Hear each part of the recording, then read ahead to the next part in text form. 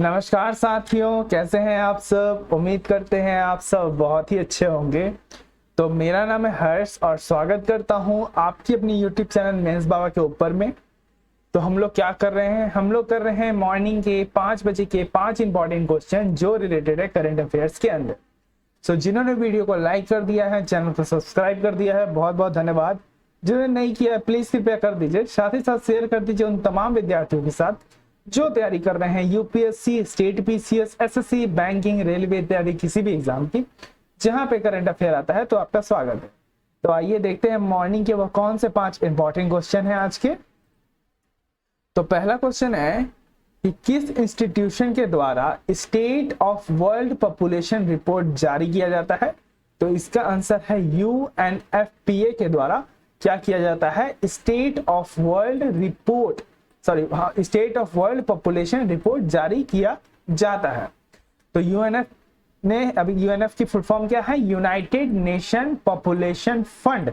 जी हाँ दोस्तों, याद रखिएगा, कभी कभी एग्जामिनेशन में फुल फॉर्म पूछ देता है। तो यूएनएफपीए का फुल फॉर्म क्या है, यूनाइटेड नेशन पॉपुलेशन फंड। इसने रिसेंटली क्या किया है, state of women population, state of world population seeing the unseen, the case of action in the neglected crisis of unintended pregnancy report जारी कर दी है। अब ये मैं बता देता हूं, इसे आप समझो। ये कुछ ऐसा है ना, पहले आपको समझना पड़ेगा कि ये seeing the unseen रिपोर्ट क्या है। ठीक है, पहले समझिए seeing the unseen रिपोर्ट क्या है। बहुत बार चर्चा में भी चल रहा है, जैसा कि यूनाइटेड नेशन, जैसा कि मैंने आपको क्या कहा, जो आपका यूनाइटेड नेशन पॉपुलेशन फंड है, वो इस बात की क्या करता है, इंश्योरिटी देता है कि आपके पास अपने बॉडी को लेकर स्वायत्ता है।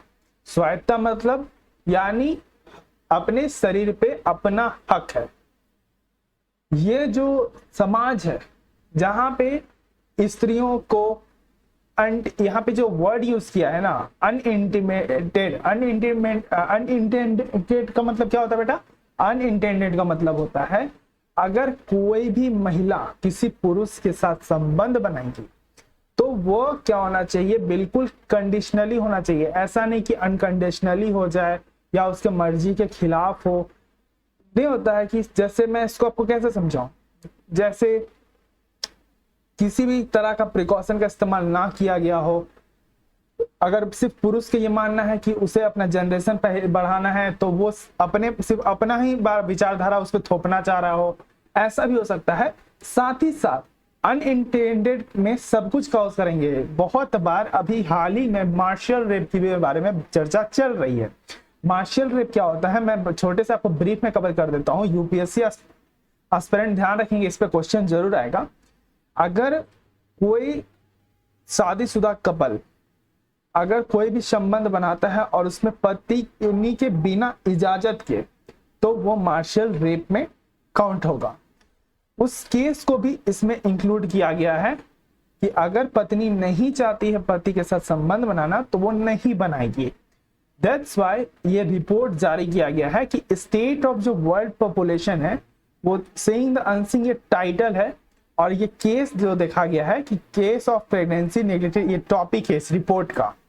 इस रिपोर्ट के अनुसार यह देखा जा रहा है कि 121 मिलियन हर वर्ष क्या हो रही हैं, जो महिला प्रेग्नेंट हो रही है वो अनइंटेंडेड है, यानी अनकंडीशनली है, यानी उनकी स्वायत्ता के खिलाफ है। इस तरह के रिपोर्ट से यही जानकारी निकल के सामने आती है। अगर ग्लोबल स्तर की सिर्फ बात करें, ये तो मैंने आपको जो डेटा दिया ये तो हमारे इंडिया का डेटा है।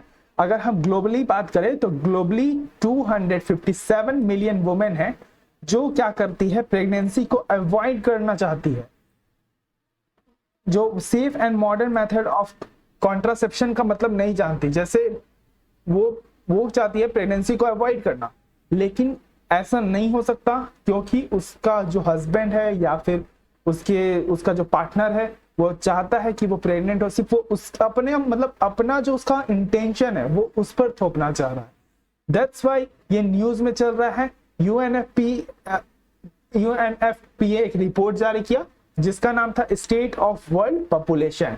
ये आपका एमसीक्यूज में इंपॉर्टेंट हो गया, बाकी मैंने आपको अच्छे से कंप्लीट कर दिया कि यूएनएफपीए इस रिपोर्ट में क्या दर्शाता है, क्यों इस रिपोर्ट को जारी करते हैं, ताकि हम महिला छोड़ो सीधा इस यूएनएफपीए का यह मानना है कि हर एक व्यक्ति जो समाज में रह रहा है उसको अपने शरीर को लेके स्वायत्ता है। बस इतना ही खबर में है तुम्हारा, इससे ज्यादा आपको कुछ नहीं पढ़ना है। आपका रिलीफ वेब के अंदर में साथ ही साथ आप देख सकते हैं कि इंडियन एक्सप्रेस के अंदर में ये आया हुआ था, सुर्खियों में बना हुआ है, इसलिए मैं आपके साथ इसे साझा कर रहा हूं। आशा करता हूं आपको समझ में आ गया होगा। तो अगली क्वेश्चन की बात करते हैं। तो अगला क्वेश्चन है fast and secure transmission of electric records faster ने किस इंस्टीट्यूशन ने अभी इसे लॉन्च कर दिया है। ये एक तरह का डिजिटल प्लेटफॉर्म है जिसका नाम क्या है, fast and secure transmission of electronic record. तो इसको जारी कर दिया है सुप्रीम कोर्ट के द्वारा। जी हाँ दोस्तों, सुप्रीम कोर्ट के द्वारा किया गया है। ये सुर्खी में ऐसा नहीं है कि इस अभी आया है, ये सुर्खी में काफी वर्ष से चल रहा था। तो मैं आपको बता देता हूं कि अभी हाल ही में chief justice of India NV Ramana ने लॉन्च कर दिया है FASTER, that is fast and secure transmission of electric record. यह प्लेटफॉर्म क्या करेगा, सेंड करेगा ई कॉपीज ऑफ ऑर्डर, यानी कोई भी ऑर्डर अगर कोर्ट के द्वारा दिया जा रहा है प्रिजन को, तो उसकी ई कॉपीज सेंड करेगा to the jailer, to the parties जो उसमें शामिल है, उनको सबको ई कॉपी एक तरह का सिक्योर चैनल बनाएगा जिससे हर तरह का ऑर्डर कोर्ट का उन तक पहुंच सके ऑनलाइन फॉर्मेट में। तो ये चीज बहुत पहले इंट्रोड्यूस हुई थी, लेकिन ये कुछ साल पहले ही इंट्रोड्यूस की गई थी और इसे फाइनली अब अप्रूवल दे दिया गया है। तो जैसा कि मैंने बताया कि आपको कि इसमें 3 जजों की बैठक बैठी थी, याद रखिएगा 3 जजों के नाम आएंगे। पूछ लेता है, बहुत सारे एग्जाम में पूछ लेता है, लॉ वाले एग्जाम में तो डायरेक्ट पूछता है 3 जजेस कौन थे। इसलिए मैं बेसिक्स हर एक टॉपिक, हमारा करंट अफेयर ऐसा है ना बेटा, जो तुम्हारा UPSC, state BCS, SSC, banking, railway हर जगह एप्लीकेबल है। ऐसा नहीं है मैं सिर्फ यूपीएससी ओरिएंटेड पढ़ाऊंगा, मैं सिर्फ बीपीएससी ओरिएंटेड पढ़ाऊंगा, मैं हर एग्जाम ओरिएंटेड के करंट अफेयर लेके आता हूं, पूरी डिटेल कवर करता हूं। अब मुझे क्या जरूरत है ये 3 बेंच के बारे में तुम्हें बताने की? तो यार सपोर्ट, बस ये सपोर्ट चाहिए कि आप लोग सपोर्ट करो, आप लोग अपना प्यार दिखाओ। तो 3 जजों की बैठक बैठी, उनका नाम क्या था, NV Ramana, justice Nageswara Rao and justice Surya Kant ji के द्वारा। और साथ ही साथ जो इनको इंस्ट्रक्ट किया था वो कौन किया था, state government, union territories, prisoner department and other authorities के साथ जो कंसर्न किया था, उन्होंने इस चीज को मिलके सरकार के साथ ही जो तीनों जजों का फैसला था, सरकार के साथ साथ जितनी भी यूनियन टेरिटरीज हो गए, सब कोई, चाहे वो आपका जेलर डिपार्टमेंट हो गया, जेल वाला डिपार्टमेंट, वो सब ने इस चीजों को एक्सेप्ट किया कि हाँ ये चीज होना चाहिए। इससे काफी ज्यादा प्रोसीड्यूरिंग में क्या होगी, सिक्योरिटी आएगी, साथ ही साथ जो कम्युनिकेशन होता है वो जल्दी फास्ट एंड एडवांस हो जाएगा। तो ये भी आपका एक तरह का ई गवर्नेंस का पार्ट रहेगा, इसलिए ध्यान से इसे पढ़ लीजिए। आई होप, आशा करता हूं मैं समझा दिया कि एक तरह का फास्टर का एक सिस्टम है जो ट्रांसफर करेगा e authenticate copy of the court to the prisoner. जो भी प्रिजन्स होंगे उनको ई कॉपीज प्रोवाइड करने का कि उनके ऊपर केस क्या चल रहा है, केस उनके ऊपर क्या बना है, सबको ई कॉपी फॉर्मेट सिक्योरली उन तक ट्रांसफर किया जाएगा। तो सिक्योरली ट्रांसफर किया जाएगा तो इसके बहुत सारे मेरिट्स भी हैं। मेरिट्स बेटा यही हो सकते हैं कि इससे काम जल्दी फास्ट होगा। डिमेरिट्स है कि सिक्योर सिस्टम है, लेकिन मे भी करप्शन अपना कहीं भी अगर काम कर दिया तो ये सिक्योर सिस्टम से भी प्रॉब्लम हो सकता है। तो बट अभी यह माना गया है कि ये काफी सिक्योर सिस्टम है, इसलिए इसे लाया गया है। तो chief justice N V Ramana currently supreme court के जज हैं, उनके द्वारा यह लागू कर दिया गया है। आशा करता हूं आपके समझ में आ गया। कमेटी के द्वारा आप देख सकते हैं 31 मार्च 2022, ये एकदम करंट की है, आपको बता रहा हूं मैं, 3 दिन पहले की बात है। Fast and secure transmission of electronic record faster launch कर दिया गया है सुप्रीम कोर्ट के माध्यम से। और कौन लॉन्च किया इसे एनवी रमन्ना द्वारा। और साथ ही साथ जो 3 जजों की मैंने बात बताई, एनवी रमन्ना और आपके जो 3 जजेस हैं, नागेश्वर राव जी, जस्टिस नागेश्वर राव जी, जस्टिस सूर्यकांत जी के द्वारा इसे लॉन्च कर दिया गया है मिलाकर। तो आपके justice chief justice of India NV Ramana ji की तस्वीर मैं आपके साथ साझा कर रहा हूं।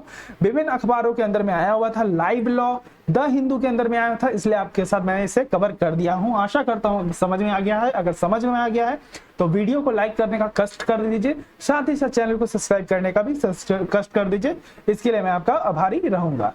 तो अगली प्रश्न की बात करते हैं। तो अगला प्रश्न है कि किस रेगुलेटरी बॉडी का मतलब क्या होता है बेटा? जो चीजों को रेगुलेट करती है, रेगुलेटर। अच्छा मान, इसे मैं एकदम बेसिक एग्जांपल से तुम्हें समझाता हूँ। गैस में क्या लगता है? रेगुलेटर लगता है। वो क्या करता है? रेगुलेट करता है गैस के फ्लो को। ऐसा ही किसी रेगुलेटरी बॉडी का काम क्या है? चीजों को रेगुलेट करना, मतलब चीजें सही तरीके से चल रही हैं नहीं चल रही हैं, चेक एंड बैलेंस करना। तो अभी किस रेगुलेटरी बॉडी के द्वारा लॉन्च कर दिया गया है? आइडियोथॉन नेम मंथन। अभी देखो पहले ये चीज सुनो, पहले इसका आंसर पहले जान लो क्या है कि मंथन जो है, मंथन नाम से एक आइडियोथॉन लॉन्च किया गया है किस रेगुलेटरी बॉडी के द्वारा? तो इसका आंसर है जी हाँ, सेबी। सेबी के द्वारा क्या कर दिया गया है? लॉन्च कर दिया गया है बेटा क्या? आइडियोथॉन, जिसका नाम क्या है? मंथन। मंथन इसका नाम दिया गया है और इसका एक तरह से इसको आइडियाथॉन बोला गया है। अब जो आपकी चेयरपर्सन है कौन? सेबी की माधुरी पुरी बुच, उनके द्वारा क्या कर दिया गया है? मंथन लॉन्च कर दिया गया है, जो 6 वीक का एक लॉन्ग आइडियाथॉन है। अब ये जो खोज, ये जो थन लगता है ना, ये THON किसी वर्ड के पीछे लगता है, जैसे मैराथन या कुछ भी, तो इसका मतलब है ये काफी लंबे समय तक चलेगा, यानी 6 वीक्स तक चलेगा। ऐसा चीज जिसमें काफी लंबा चले, साथ ही साथ काफी लोग जुटे, तभी उसके पीछे थन लगाया जाता है, क्योंकि उसमें समूह जुट रही है बेटा। समूह जुट रही है मतलब बहुत सारे लोगों के द्वारा वो बना है, बहुत सारे लोगों के द्वारा वो चल रहा है, इसलिए ये क्या किया गया है? आइडियोथॉन। यहाँ पे क्या कहा गया है? जो वेरियस इंस्टीट्यूशन है, जैसे आपका Bombay stock exchange, national stock exchange, NSDL, CDSL, फिर KF intake, camps, link in time and MCX के द्वारा क्या किया जाए है? इसे मिला के एक तरह का क्या कर दिया गया है? लॉन्ग आइडियाथॉन लॉन्च कर दिया गया है। ये क्या करेगा? ये क्रिएट करेगा ऐसा सेटअप जहां पे आप आइडिया और innovation solution related to the security market, यानी जो शेयर बाजार से रिलेटेड कोई भी आइडिया हो, कोई भी इनोवेशन है, तो आप उसे सेबी के साथ क्या कर सकते हैं? साझा कर सकते हैं। तो ये एक बहुत ही बड़ा मौका दिया गया है आपके बॉम्बे स्टॉक एक्सचेंज के साथ मिलकर। अगर आपके पास कोई भी आइडिया है तो आप क्या कर सकते हो? जाके सेबी के साथ मिलके उसे साझा कर सकते हो कि हाँ मेरे पास ये आइडिया, इससे हम स्टॉक मार्केट को और सिक्योर बना सकते हैं, इससे हम मार्केट के चेन को मजबूत कर सकते हैं, स्टॉक मार्केट के अवेयरनेस को बढ़ा सकते हैं। तो इस तरह की चीजें लागू करने का यह मतलब होता है हमेशा से कि चीजों को लोगों तक सही वे में और सही तरीके से पहुंचाना। तो विभिन्न अखबारों के अंदर में आया हुआ था बिजनेस स्टैंडर्ड, द हंस इंडिया के अंदर में आया हुआ था। मैं जूम करके भी आपको दिखा देता हूं कि देखिए, SBI unveils the Manthan ideathon to promote the innovation in security market. साथ ही साथ द हंस न्यूज के अंदर में भी मैं दिखा देता हूं, SEBI launches Manthan ideathon to promote fintech adoption. Fintech adoption का मतलब बेटा टेक्नोलॉजी का एडॉप्शन कैसे कर सके हम मार्केट में, सिक्योरिटी मार्केट में। तो इसीलिए मैं आपके लिए ये लाया हूं। तो अगले क्वेश्चन की तरफ बात करते हैं। तो अगला क्वेश्चन है कि MTIL एंटी लिंच एक्ट, ये इसको देख लेना, मे भी प्रोनाउंसिएशन में मुझे समस्या हो रहा है यहाँ पे, आई होप आप इसे प्रोनाउंस कर लोगे। एमेंट ही बोलेंगे बट बहुत लोग इसे देख लेना यार इस बार में, इसके लिए मैं MTIL एंटी लिंचिंग एक्ट जो है इंट्रोड्यूस कर दिया गया है किस कंट्री के अंदर में? तो ये इसका आंसर है यूएस के अंदर में। जी हाँ दोस्तों, जो बाइडेन के द्वारा अभी साइन कर दिया गया है इस एक्ट को। और एक तरह का जो ये माना गया है कि जो लिंचिंग फेडरल हेट क्राइम एक बहुत ही नहीं होता है कि किसी समूह के साथ मिलके किसी की हत्या कर देना, यानी भीड़ में जो होता है ना, भीड़ में किसी एक आदमी की हत्या कर देना भीड़ जुटा के, तो उस चीज को हीनियस क्राइम के अंदर में माना गया है यूएस के अंदर में, इसलिए ये सुर्खियों में चल रहा है और आपके साथ मैं बात कर रहा हूं इस मामले में। इस पे जब रिपोर्ट आई थी तो ये माना गया था कि 4,743 पर्सन ऐसे मारे जा चुके हैं 1882 के बीच में, 1968 के बीच में इतने लोग मारे जा चुके हैं, क्योंकि वो क्या थे, एक काले थे, काले और गोरे के बीच में ये जो था वहां पे अमेरिका के अंदर में बहुत था कि 14 इयर्स ओल्ड एक बॉय ने क्या किया है, शिकागो के अंदर में उसको मार दिया गया, किसके द्वारा, एक व्हाइट मैन समूह के अंदर में, जहां पे एक काला रंग का लड़का था 14 वर्ष का। आप सोच सकते हो कितना हीनियस क्राइम है कि 14 वर्ष के बच्चे को मार दिया गया बड़े लोगों के द्वारा, सिर्फ इसलिए क्योंकि यह मानना था क्योंकि उसने एक किसी जो महिला थी, यह बात सत्य भी नहीं है, ये तो बिल्कुल ऐसा ना कि उस पर सिर्फ आरोप लगाया गया कि यह बच्चा ने क्या किया है, सीटी मारा है किसको, एक जो व्हाइट वुमेन है, यानी यूएस की कोई वुमेन थी, white women, white and black ये वहां पे चलता था कॉन्सेप्ट, इसी की मतलब ये ब्लैक है यानी हमारे देश का नहीं है, कहीं और का है। यूएस वाले गोरे होते तो उनका ये फैक्ट था कि यूएस में अगर है तो यानी इनमें गोरा होना पड़ेगा, दैट्स वाई इस चलते उन्होंने क्या किया, उसे मार दिया, जो बहुत ही हीनियस क्राइम है। इसलिए ये एक्ट अभी जो बाइडेन के द्वारा साइन कर दिया गया है। द इंडियन एक्सप्रेस के अंदर में आपका आया हुआ था, इसलिए मैं आपके साथ इसे साझा कर रहा हूं, आशा करता हूं को समझ में आ गया होगा।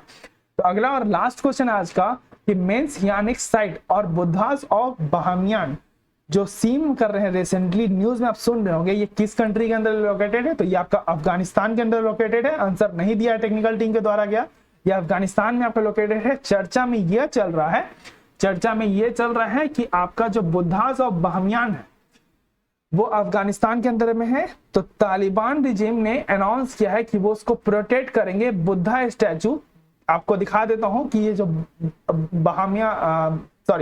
बुद्धास ऑफ बहामियान है, बुद्धास ऑफ बहामियान है, उनकी मूर्ति को किस तरह से यहाँ पे तोड़ा गया था 2001 में तालिबान के द्वारा में गोलियों से। आप देख सकते हैं किस प्रकार इसे छलनी कर दिया गया था, ये आप गोलियों के निशान देख रहे हैं पूरे तरीके से। और आज जिस तालिबान ने अफगानिस्तान को टेक ओवर कर लिया है, उनका यह मानना है कि अब तो उन्हें चाहिए पैसे तो भाई चले गए, बिना पैसे के तो देश चलेगा नहीं। अमेरिका वालों ने उनकी एक फॉरेन अकाउंट को सीज कर लिया है, तो अब क्या करना है, अब हाथ फैलाना है सिर्फ 2 कंट्री के आगे में। रशिया वाले चाहे मदद दे दें, चाहे दे दें आपकी मदद आपके चाइना वाले। रशिया आएगा नहीं, ऑलरेडी वो यूक्रेन के साथ फाइट में जुटा हुआ है, इसलिए अभी तो हथियार बेटा कोई देगा नहीं। बचा आपका चाइना, तो चाइना को अच्छा दिखा, क्योंकि हमारा जो आपको पता है कि बुद्धा कल्चर हमारे यहाँ से निकला, हमारे प्यारे भारत से निकला।